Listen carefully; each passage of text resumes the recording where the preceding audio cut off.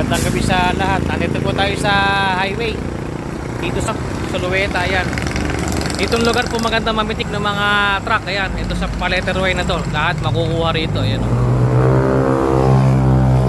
Ayan na po. Baka may mapitikan tayo mga tropang tracking yan. Yung mga kaibigan natin, mga kapwa content creator, vlogger, ayan. Shout out sa inyo.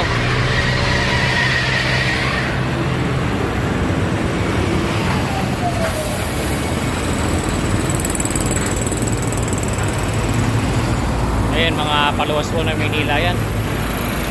Ayan.